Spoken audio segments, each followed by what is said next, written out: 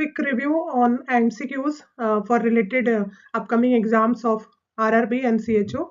हमारा जो आज का पहला प्रश्न है इस सीरीज का वो है individual with blood group is associated a higher risk of developing gastric carcinoma कि गैस्ट्रिक कार्सिनोमा कुछ उन विशेष पर्टिकुलर इंडिविजुअल्स पे होगा जिनके अंदर में ये ब्लड ग्रुप है।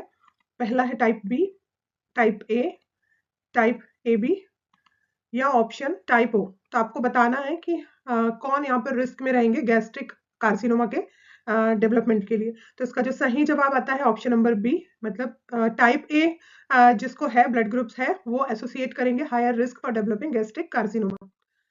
सेकेंड यहाँ पर हमारा क्वेश्चन है the purpose of performing the arthrocentesis is, arthrocentesis क्यों किया जाता है? मसल्स कॉन्ट्रैक्शंस के असेसमेंट के लिए, साइनोवियल फ्लूइड एनालिसिस के लिए, बोन मास असेसमेंट के लिए या ब्लड फ्लो एबनॉर्मेलिटीज को असेस करने के लिए। तो आपको आंसर देना है यहाँ पे एर्थ्रोसेंटेसिस क्यों किया जाता है। इसका जो सही जवाब है वो हमारे पास है ऑप्शन बी, साइनोवियल फ्लूइड के एनालिसिस के लिए। हमें पता है कि जो साइनोवियल फ्लूइड है वो हमारे बोन का जो जॉइंट से वहां पर प्रेजेंट रहता है। तो आर्थराइटिस से एर्थ्रोसेंटेसिस याद रखिएगा साइनोवियल फ्लूइड के असेसमेंट के लिए। नेक्स्ट जो हमारा क्वेश्चन है Which of the following medication can worsen anaphylactic shock by blocking the effect of epinephrine?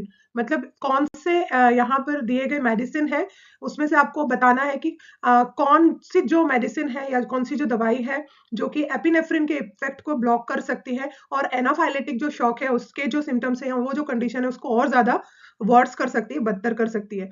तो यहाँ आपका जो पहला ऑप्शन है ACE इनहिबिटर, कॉर्टिकोस्टेरॉइड्स, एंटीहिस्टामाइंस या बीटा ब्लॉकर। इनमें से कौन सी दवाई आपको बताना है जो एपिनेफ्रिन के इफेक्ट को ब्लॉक करेगी? तो ऑप्शन नंबर जो डी है बीटा ब्लॉकर्स एपिनेफ्रिन के जो इफेक्ट है उसको क्या करेगी? ब्लॉक करेगी और एनाफाइलेटिक शॉक की कंडीशन को और ज्यादा वर्स करेगी। नेक्स्ट जो हमारा क्वेश्चन है most common initial sign of renal tumour. Renal tumour होने से सबसे पहला जो शुरुआती जो आपको साइन देखने को मिलेगा वो कौन सा होगा? Mass in the flank, colicky pain, flank pain या पेनलेस हिमेचूरिया। तो हमारा जो जवाब होगा सही जवाब है यहाँ पर आपको देखना है, बताना है, प्रयास करना है सही जवाब देने के लिए। तो हम देखते हैं यहाँ पर जो हमारा ऑप्शन नंबर डी है पेनलेस हिमेचूरिया। यदि रीनल ट्यूमर है तो वो पर्सन को हिमेचूरिया यहाँ पर होगा और हिमेचूरिया जो उसका यूरिन है उसमें ब्लड मिक्स होगा, लेकिन ये इसमें किसी रीति का कोई दर्द नहीं होगा। और अगर पेनलेस हिमेचूरिया होता है तो ये एक इनिशियल साइन है जो बहुत कॉमन साइन है रीनल ट्यूमर का। Next question, in TNM classification system ascending degrees of increase in tumor size and involvement is denoted by। TNM classification जो है हम जानते हैं कि जो क्लासिफिकेशन है ये क्लासिफिकेशन हमारे कैंसर के कार्सिनोमा के क्लासिफिकेशन के लिए या उसकी जो स्टेज है उसको क्लासिफाई करने के लिए किया जाता है। तो यदि असेंडिंग डिग्री हो रही है, असेंडिंग मतलब कि वो प्रोग्रेस कर रहा है और जो साइज है वो बढ़ रहा है ट्यूमर का, और ये जो इन्वॉल्वमेंट है ये डिनोट कर रहा है, तो किस चीज को डिनोट कर रहा है? सबसे पहला यहाँ पर हमको देखने के लिए मिलता है ऑप्शन T0 को बता रहा है ये,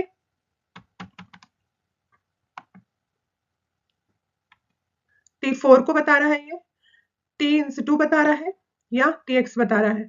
तो हमको बताना है कि यहाँ पर करेक्ट ऑप्शन क्या होगा। ये जो चार ऑप्शन है इन चारों ऑप्शन को आपको ध्यान से देखना है, क्वेश्चन की लैंग्वेज को हमको समझने का प्रयास करना है, हमको क्वेश्चन बहुत ध्यान से पढ़ना है, क्योंकि कई बार हम गलत जल्दबाजी में प्रेशर में हम लोग जो क्वेश्चन होता है हमको सही आंसर मालूम होने के बाद भी हम उसको गलत करके आ जाते हैं।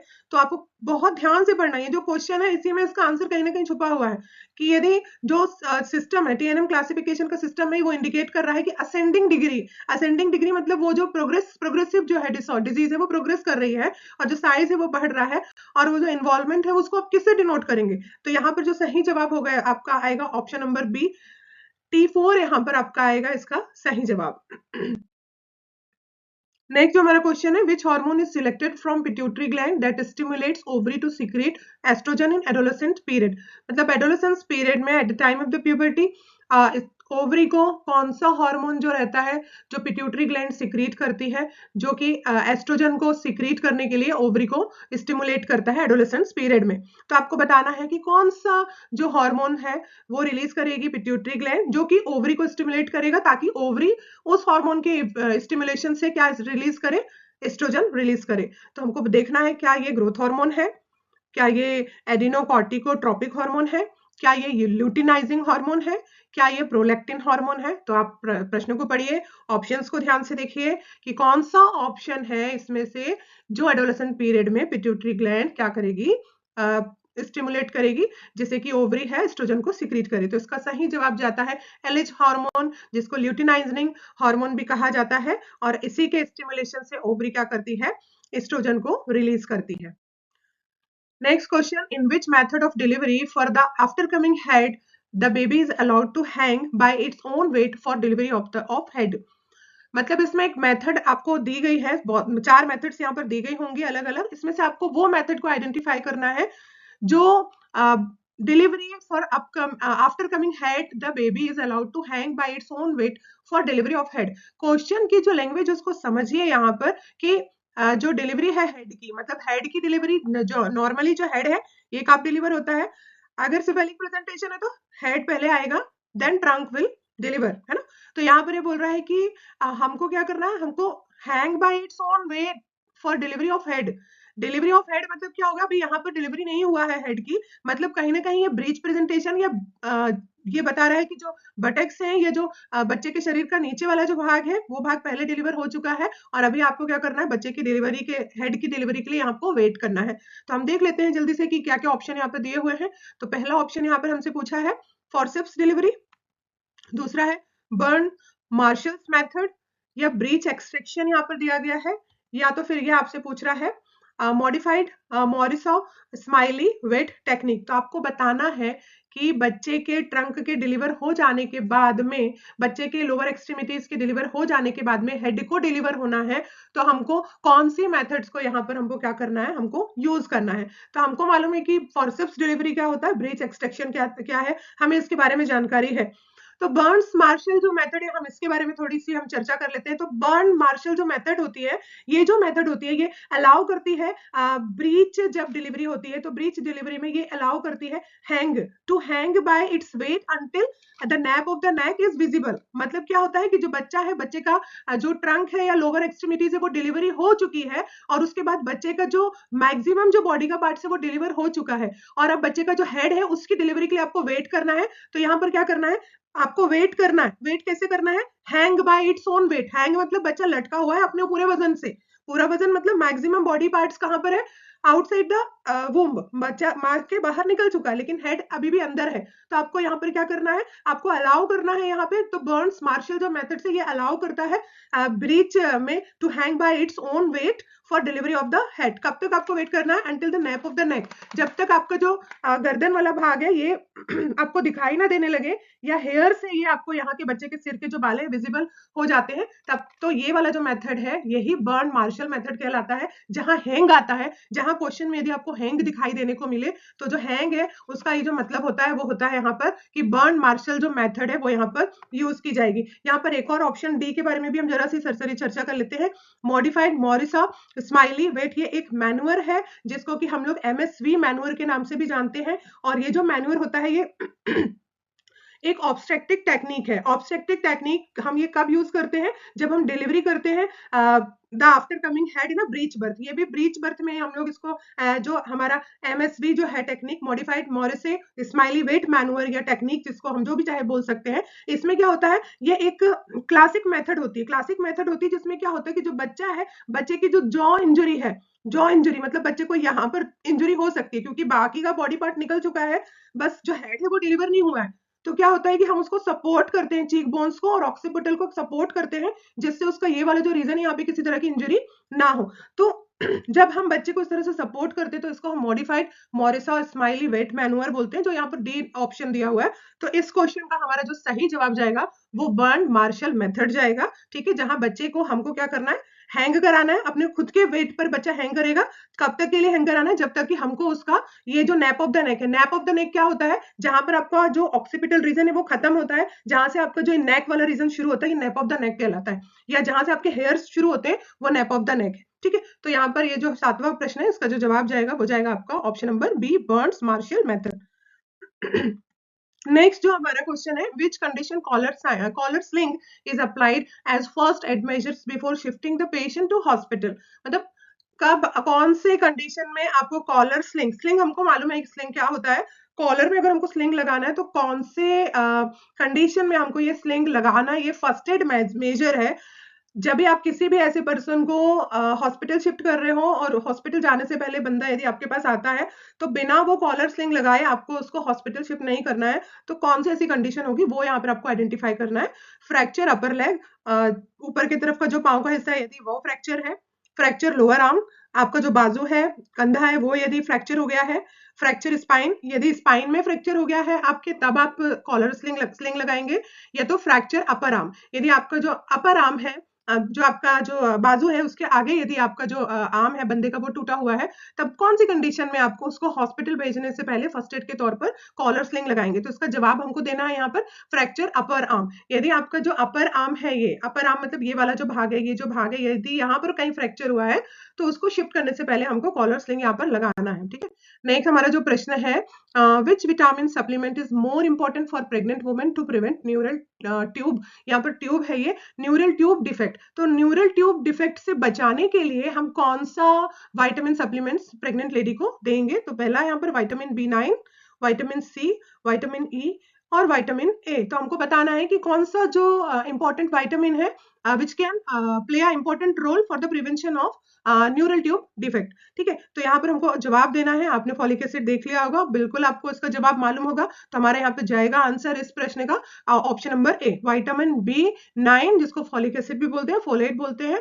इसकी कमी से एक जो फीमेल है उसकी बॉडी में जो डेवलपिंग जो बच्चा है उसको क्या हो सकता है, न्यूरल ट्यूब डिफेक्ट हो सकता है। तो हमको विटामिन B9 उसको सप्लीमेंट्स के लिए देना है।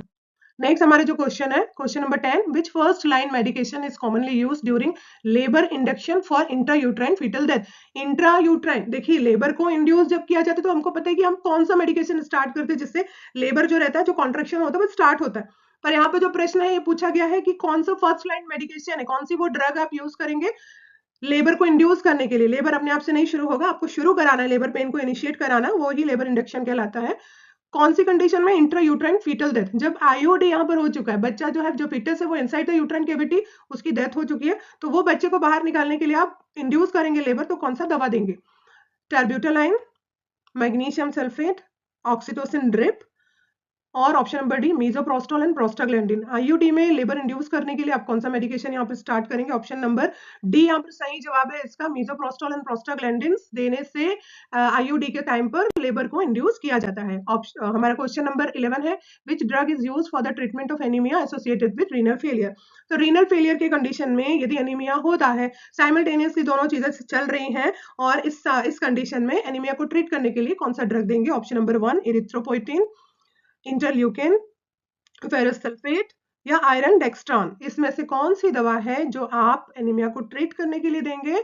पर यहाँ पर एनीमिया जो है, ध्यान से देखना है क्वेश्चन को, वो एसोसिएट कर रहा है किससे? रीनल फेलियर से। और हमको मालूम है रीनल फेलियर की कंडीशन में कैसे एडवर्सली जो हमारा जो आरबीसीज है उसका डिस्ट्रक्शन होता है। तो हम यहाँ पर किसके साथ जाएंगे? हमारा जो जवाब होगा वो होगा हमारा ऑप्शन नंबर ए, इरिथ्रोपोइटिन हम यहाँ पर देंगे, ताकि जो एनीमिया है वो, उसका जो कंडीशन है वो ठीक हो सके। नेक्स्ट जो हमारा क्वेश्चन आता है, question number 12, which symptoms should the nurse assist when a patient receive loop diuretics. यहाँ पर यदि पेशेंट को हम लूप डायूरेटिक्स दे रहे हैं, तो ऐसे मरीज जिनको लूप डायूरेटिक्स चल रहा है, तो कौन से सिम्टम्स को जो एक नर्स है उसकी यहाँ पर जवाबदारी रहेगी कि वो सिम्टम्स को असिस्ट करे? तो सबसे पहला ऑप्शन है increase blood pressure and muscle spasm, second है paraesthesia and irritability, and the C option is restlessness and agitation, and D is weak irregular pulse and poor muscles, है ना। तो हमको देखना है यहाँ पे कि कौन सी कंडीशन में जब हम पेशेंट को लूप डायूरेटिक्स दे रहे हैं, तो being a nurse what is our first priority towards our patient, हमको क्या देखना है यहाँ पर? तो हम क्या करेंगे? सबसे पहले वीक इरेगुलर पल्स और पुअर मसल टोन को हम क्या करेंगे? यहाँ पर असिस्ट करेंगे, क्योंकि यही है फर्दर कॉम्प्लिकेशन जो लीड कर सकता है। नेक्स्ट हमारा क्वेश्चन है, question number 13, the two factors theory of intelligence was published by. यहाँ पर थ्योरी बेस्ड क्वेश्चन है जो बहुत ज्यादा पुट ऑन होता है, हमेशा ही पूछा जाता है। तो टू फैक्टर थ्योरी इंटेलिजेंस की किसने दी थी? चार्ल्स स्पेरमैन ने दी थी, लुइस टी थ्रस्टोन ने दी थी, गार्सेट ने दी थी, या एडवर्ड ने दी थी? तो हम यहाँ पर जाएंगे ऑप्शन नंबर ए के साथ में, चार्ल्स स्पेरमैन ने two factor theory of intelligence publish की थी। Next question number 14. In RH hemolytic disease, when does maternal sensitization typically occurs? मतलब क्या है इस क्वेश्चन को आप ध्यान से पढ़िए. क्वेश्चन में क्या पूछा गया है कि कब जो मैटरनल सेंसिटाइजेशन है टिपिकली अकर होता है, मौजूद होता है, प्रेजेंट होता है in Rh haemolytic disease. Haemolytic disease में कब मैटरनल सेंसिटाइजेशन, मदर को कब सेंसेशन आएगा कि जो है वो आरएच हीमोलाइटिक डिजीज है या आरएच इनकॉम्पेटिबिलिटी डेवलप हो रही है? क्या ऑप्शन नंबर एक है during delivery of the first RH positive infant. क्या जब उसका पहला आरएच पॉजिटिव इन्फेंट की डिलीवरी होगी तब उसको सेंसिटाइजेशन होगा, तब उसको मालूम चलेगा? या during the first trimester of the first pregnancy, या उसको अपनी पहली प्रेगनेंसी के पहले 3 महीनों में पता चल जाएगा? सी ऑप्शन है during the second trimester of the first pregnancy, या उसे उसकी पहली प्रेगनेंसी के पहले 6 महीनों में पता चल जाएगा, या during the third trimester of the first pregnancy, या उसको उसकी प्रेगनेंसी के आखिरी के 3 महीनों में पता चलेगा. कब एक महिला को पता चलेगा मैटरनल सेंसिटाइजेशन होगा उसको आरएच हीमोलाइटिक डिजीज का? तो इसका जो पहला हमारा एकदम सटीक जो हमारा ऑप्शन है वो आप बताएं इसमें से चारों में से कौन सा होगा. चलिए हम देखते हैं. तो during the first trimester of the first pregnancy, जैसे ही वो कंसीव करेगी और आरएच हीमोलाइटिक डिजीज यदि है तो उसको तुरंत पहले 3 महीनों में ही क्या हो जाएगा, सेंसिटाइजेशन आ जाएगा इस चीज का. तो ये इस प्रश्न का सही जवाब होगा. हमको क्वेश्चन को ध्यान से पढ़ना है, लैंग्वेज को ध्यान से समझना है, ऑप्शन हमारे क्वेश्चन से रिलेट ही होते हैं. बहुत कम ऐसा होता है कि हमको बहुत ज्यादा दिमाग दौड़ाना पड़ता है, लेकिन यदि आप इन क्वेश्चंस को ध्यान से सुन रहे हैं, डेफिनेटली अगर ये क्वेश्चंस आपके एग्जाम्स में आते हैं तो आप के मार्क्स कोई भी डिडक्ट नहीं कर सकता. फोकस्ड रहें, क्वेश्चन की लैंग्वेज को समझें, ऑप्शंस को ध्यान से पढ़ें, एलिमिनेट करते रहें और उसके बाद में जो सटीक आपको लग रहा है, जो बैठ रहा है, उसको ही आप क्या करें, करेक्ट आंसर चूज करें. नेक्स्ट है हमारा क्वेश्चन नंबर 15 है विच of the following is not typically consider a social determinant of the nutritional status. अब इसको ध्यान से पढ़ना. हमको क्वेश्चन क्या कह रहा है, इनमें से कौन सा जो है वो कंसीडर नॉट टिपिकली कंसीडर, ये टिपिकली कंसीडर नहीं करता है social determinant of nutritional status. तो न्यूट्रिशनल स्टेटस जो है एक व्यक्ति का जो पोषण का जो स्तर है वो सोशल डिटर्मिनेंट, मतलब यहाँ पर कुछ चीजें उसके न्यूट्रिशनल स्टेटस से के बारे में दी होंगी और एक आधी चीज जो होगी वो वेरिएंट होगी. तो हमको देखना है कि कौन सी चीजें हैं जो सोशल डिटर्मिनेंट्स नहीं है, सामाजिक निर्धारक नहीं है उसके पोषण के स्तर का. ठीक है, तो हमको देखना है उसका cultural food practice, genetic factors, income level, ये फूड एनवायरनमेंट. तो यदि हम ऑप्शन नंबर ए, बी और डी की बात करते हैं तो ये जो तीनों ऑप्शन है ये उसके न्यूट्रिशनल स्टेटस से मैच कर रहा है. लेकिन एक जो उसका है हमारा जो बी है, जो है हमारा इसका ऑप्शन है, उसके न्यूट्रिशनल स्टेटस से कहीं ना कोई लेना देना उसका नहीं है. ठीक है, जेनेटिक फैक्टर्स का न्यूट्रिशन से मतलब जो सोशल डिटर्मिनेंट है उससे लेना देना नहीं है. तो हमारा जो ऑप्शन जाएगा यहाँ पर वो जाएगा कि जो जेनेटिक फैक्टर है वो इस क्वेश्चन से उसका दूर दूर तक कोई भी क्या नहीं है, लेना देना नहीं है, अगर हम सिर्फ न्यूट्रिशन के कॉन्टेक्स्ट में बात करें तो, है ना. न्यूट्रिशन जो है वो कल्चर फूड प्रैक्टिस से, वेज खाता है, नॉन वेज खाता है, कितना कमाता है, उस हिसाब से उसकी थाली में पर डे क्या न्यूट्रिशियस वैल्यूज जा रही हैं. ठीक है, उसका फूड एनवायरनमेंट कैसा है, कौन सा खाना लाता है, कौन सा खाता है, किस तरह से बनाता है, तो ये सारी चीजें लिंक कर रही हैं, लेकिन जेनेटिक फैक्टर यहाँ पर लिंक नहीं कर रहा है. तो इसका जवाब जाएगा आपका ऑप्शन नंबर बी. नेक्स्ट जो हमारा क्वेश्चन है, question number 16, humoral immunity is regulated by. तो जो ह्यूमरल जो हमारी इम्यूनिटी होती है वो किसके द्वारा रेगुलेट की जाती है? तो जो हमारी ह्यूमरल इम्यूनिटी होती है ये क्या है, branch of adaptive immune system mediated by antibodies produced by the plasma B cells. तो जो प्लाज्मा बी सेल्स है, प्लाज्मा बी सेल्स से प्रोड्यूस की जाने वाली ये हमारी क्या है, इम्यूनिटी है. और ये जो इम्यूनिटी होती है ये क्या करती है, बॉडी के फ्लूइड्स में जो हमारे ह्यूमर्स है उसमें पाई जाती है, जो बीटा सेल्स के एक्टिवेशन से पाई जाने वाली इम्यूनिटी है. जैसे ही कोई भी वायरस या बैक्टीरिया बॉडी के अंदर में जाता है तो तुरंत जो हमारा रिस्पॉन्स है ये ह्यूमरल इम्यूनिटी जो है वो रिस्पॉन्स करती है और उन पर्टिकुलर जो फॉरेन पार्टिकल्स हैं हमारी बॉडी के अंदर जो गए हुए हैं उनके साथ में क्या करती है, उनको कम करती है, उनको किल करती है. ठीक है, तो ये जो हमारे बॉडी के फ्लूइड्स में स्पेशली इन आर ब्लड और इन आर लिम्फ्स जो भी है उसके अंदर में जो भी चीजें पाई जा रही हैं और तो वो हमारी ह्यूमरल इम्यूनिटी होती है. तो ये ह्यूमरल जो इम्यूनिटी है वो किसके द्वारा रेगुलेट की जाती है? तो ऑप्शन देख लेते हैं. बी लिम्फोसाइट्स के द्वारा रेगुलेट की जाती है, टी लिम्फोसाइट्स के द्वारा रेगुलेट की जाती है, या ये एंटीजन प्रेजेंटिंग सेल्स होती हैं, या ये साइटोकाइनेंस होती हैं. तो जैसे अभी मैंने आपको बताया कि ह्यूमरल्स जो इम्यूनिटी है वो प्लाज्मा जो बी सेल्स है उसमें पाई जाती है. तो इसका सही जवाब हमारा जाएगा बी लिम्फोसाइट्स. ठीक है, नेक्स्ट जो हमारा क्वेश्चन है, क्वेश्चन नंबर 17 है विच of the following is not solid form of administration of drugs by oral route. मतलब इसमें ये पूछा है कि इसमें से कौन सी जो मेडिसिन है वो, ऑप्शन पे पहले ध्यान मत दीजिए, पहले क्वेश्चन को ध्यान से पढ़िए, क्वेश्चन को समझिए। इनमें से कौन सी जो सॉलिड फॉर्म है मेडिसिन का, ठीक है, या ड्रग का, जो कि एडमिनिस्टर्ड ओरल रूट से, ओरल रूट से मतलब ओरल रूट से कर सकते हैं, सॉलिड फॉर्म वो नहीं है, ठीक है। ओरल रूट से एडमिनिस्टर कर सकते हैं लेकिन वो ड्रग का सॉलिड फॉर्म नहीं है, ठीक है। तो हमको देखना है कि हम कौन कौन सी दवाइयां लेते हैं ओरली जो सॉलिड होती हैं, टैबलेट्स लेते हैं, कैप्सूल्स लेते हैं, कैप्लेट्स लेते हैं, ठीक है। उसके अलावा ओरली हम लेते हैं, जैसे हम पानी पीते हैं वैसे ही लिक्विड फॉर्म में हम ये लेते हैं। तो कौन सी जो ड्रग्स है, ठीक है, जो सॉलिड नहीं है पर ओरल रूट से हम उसको एडमिनिस्टर करते हैं, लेते हैं, ठीक है। तो एंट्रिक कोटेड टेबलेट, अब एंट्रिक कोटेड टेबलेट है या कैपलेट है या एलिक्सर है या कैप्सूल है, तो आपको बताना है। देखिए एंट्रिक कोटेड टेबलेट क्या होती है, पर्टिकुलर उसमें कोट होता है जो इंटरनली जो हमारे इंटेस्टाइन है, लीवर, उसको डैमेज होने से बचाता है। तो ऐसे जो टैबलेट्स होते हैं, टैबलेट्स अपने आप में सॉलिड होते हैं, लिक्विड नहीं होते हैं, ठीक है। तो सॉलिड है ये भी। कैपलेट क्या है, कैपलेट एक जो है वो modified type of tablet, tablet जैसा है कैपलेट है। कैपलेट, जो कैपलेट है वो क्या होता है, कैप्सूल जैसे ही होता है, ठीक है, कैप्सूल जैसे दे रहेगा, लेकिन उसके चारों तरफ में ऐसे स्मूथ सराउंडिंग्स होती है, just like a smooth paper ऐसे सराउंड्स होता है, और उसको हम बोलते हैं कैपलेट, ठीक है। कैप्सूल्स है, कैप्सूल हमने सबने देखा है, प्लास्टिक जैसे रहता है, ठीक है। और उसके बाद में वो उसको हम लोग जब भी देते हैं तो वो डिसॉल्व हो जाता है, उसका जो लेयर होता है, उसका जो कवर होता है वो डिसॉल्व हो जाता है। तो जितनी चीजें हमने देखी हैं ये सब क्या है, ए बी डी, ये सारे के सारे सॉलिड फॉर्म है जो ओरली ड्रग्स लेते हैं। लेकिन यदि हम यहाँ पर एलिक्सर की बात करें, तो जो एलिक्सर है, एलिक्सर क्या है, एलिक्सर है अमृत, एलिक्सर, एलिक्सर को क्या बोलते हैं, अमृत बोलते हैं। Elixir of life, elixir of life, prolonged life, elixir of life का मतलब होता है प्रोलॉन्ग्ड लाइफ, ठीक है। तो ये क्या होता है, ये एक स्वीट लिक्विड होता है जिसमें एरोमेटिक लिक्विड होता है, प्लीजेंट टेस्ट होता है, और मेडिसिन भी इसी में होती है। तो ये एलिक्सर ऑफ लाइफ जो है ये मैजिकल मेडिसिनल लिक्विड होता है, ठीक है, जो दवाइयों के रूप में ओरली लिया जाता है, पर वो क्या होता है, सॉलिड नहीं होता है, वो लिक्विड होता है। तो इसका जो हमारा जवाब जाएगा वो होगा एलिक्सर। एलिक्सर का मतलब होता है तरल, है ना, लिक्विड होता है, जो ओरली लेते हैं पर वो लिक्विड होता है, सॉलिड नहीं होता। फिर हमारा सही जवाब जाएगा ऑप्शन नंबर सी। और हम नेक्स्ट क्वेश्चन को जल्दी से देख लेते हैं। जननी Suraksha Yojana, JSY is safe motherhood intervention under, Janani Suraksha Yojana किसके अंदर में आता है, आयुष्मान भारत मिशन के अंदर आता है, नेशनल अर्बन हेल्थ मिशन के अंदर आता है, नेशनल रूरल हेल्थ मिशन के अंदर में आता है, या इंद्रधनुष मिशन 2.0 के अंदर आता है। तो हम सब बहुत फैमिलियर हैं JSY से, जननी सुरक्षा योजना, जो कि एक नेशनल रूरल हेल्थ मिशन के अंदर में आई जाने वाली एक बहुत ही पॉपुलर पॉलिसी है।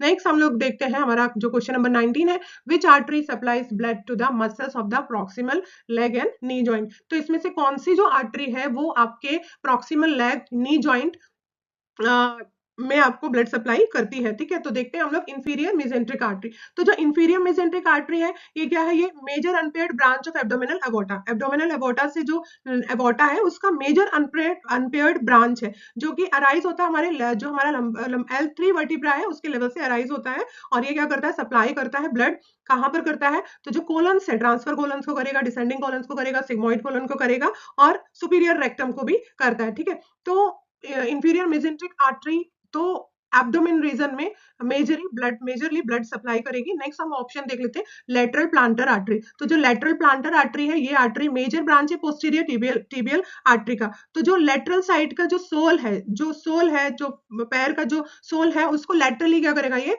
लेटरल से ब्लड सप्लाई करेगा, ठीक है।